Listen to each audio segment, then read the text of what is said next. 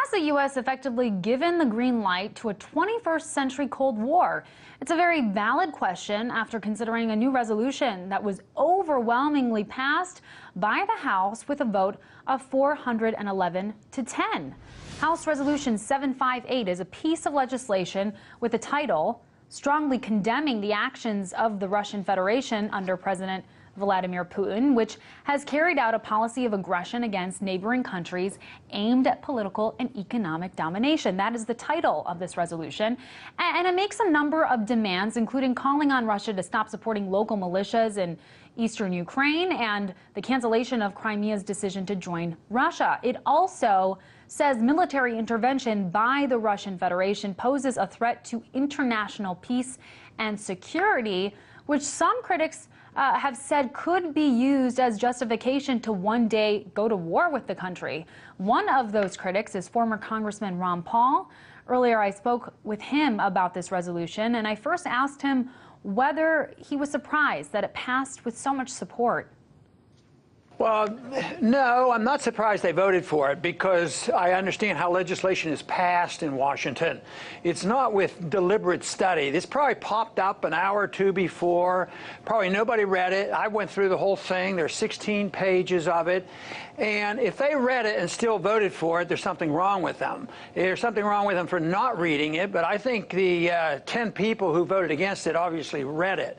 But these are generally, just superficial in nature when it comes to discussion. But they're very, very important. And that's why I've been so upset about it, because the title of these things and the superficial explanation is, well, we ought to discipline Russia because they're causing so much trouble, and that seems to be the popular thing, and the members of Congress rarely read these, and then they go along with it, but they get themselves into trouble because I remember very clearly in 1998, a short time after I just went back to Congress, a resolution similar to this came up dealing with Iraq, and I took to the floor and took the time in opposition and said, this is a horrible resolution. Although it's not a declaration of war, it means that we are going to precipitate one in no time.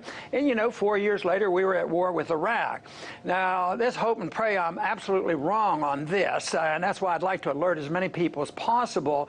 But it's this kind of stuff that stirs up trouble, and I'd rather dissipate the problems and have our government, tone the rhetoric down a little bit. And this was terrible. This is just a very provocative resolution. Certainly a lot of controversial rhetoric in this piece of legislation. Many times we see votes take place in the House that are clearly partisan, but what was so interesting about this is, the partisan game was put aside and we saw Democrats and Republicans really supporting this bill.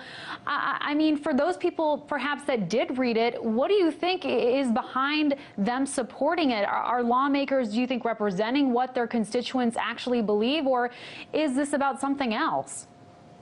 Well, this sort of fits my theory that there's too much bipartisanship there. The opposition really doesn't think things through. They also just had they're getting ready to have a vote on NSA. Well, we want to rein in NSA, and a House vote in the House showed that the large majority were against, where they were for reining in the NSA. And yet, quietly, when the omnibus comes up, they just slip it out after the people express themselves. So this is the way it works. But this is bipartisanship. Republicans and Democrats have the same foreign policy. They try to make it different because they might have one a little more aggressive than the other.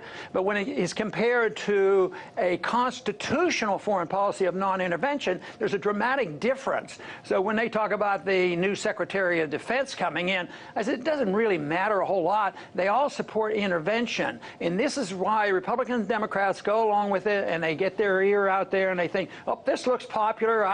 Everybody's voting for it. It sounds good. So they don't read the 16 pages, and they say, well, this isn't really a declaration of war. It might not even come up in the Senate.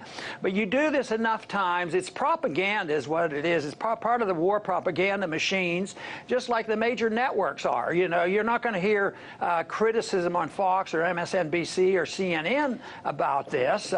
They're just going to ignore it. We certainly haven't seen it covered in the least, which is so interesting, and it was actually difficult to find any information on this bill getting passed, even in the internet, on online media. But in a statement you released, you talk about why you think this is a dangerous piece of legislation, and you mentioned that it's a war declaration, that it talks about how Russia poses a threat to America's international peace and security. Some people will look at that and just read it as empty rhetoric, but you say it could be used as justification for war going forward. Talk about that. Well, it's propaganda, and the more people who hear that in the Congress, the more likely they'll go along with it. But if you look at what's been in the news for the last year, ever since NATO and the European Union committed that coup and overthrew an elected leader in Ukraine, it's been steady. So, and this is just a continuation of that and another step, and depends on what happens here. It may be that the sanctions and everything will backfire. Interestingly enough, the one part of that bill that I just had to laugh at, it was so silly.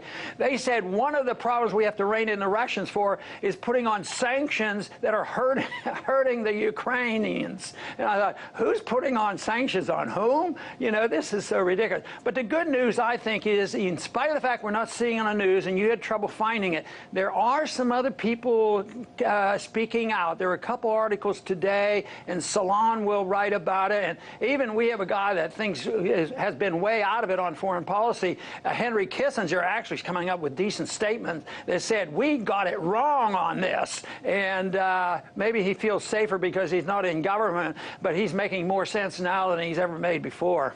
Well, what's next for this resolution? I mean, does it need to be passed in the Senate, signed into law before it can carry any weight, or does it just stand as it is?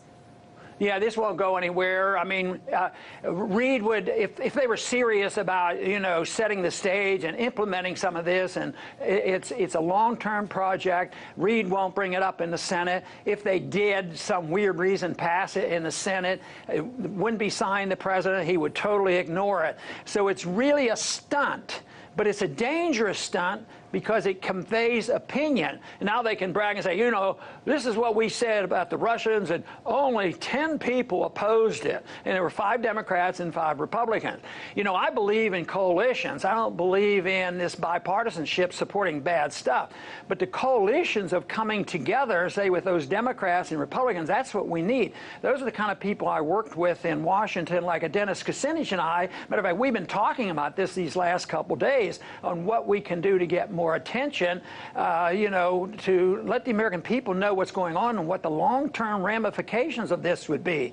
And I think that, long-term is probably going to end all this is what ended the Soviet system. The Soviets and the Americans didn't have to fight a nuclear war. The Soviets went broke. They couldn't afford all this. And that is what will happen to America, and we'll all suffer for it. So even though people think, well, the answer to this is just threatening Russia and putting on sanctions, those sanctions just may backfire on the Europeans as well as the Americans, because there are going to be some changes in America just as they are in Russia. Yes, we're penalizing the people of Russia, but eventually you're going to see a downturn here in our oil industry because it's affecting our economy as well. All right. Former Congressman and presidential candidate Ron Paul, thank you so much for weighing in on that. Thank you. Good to talk to you.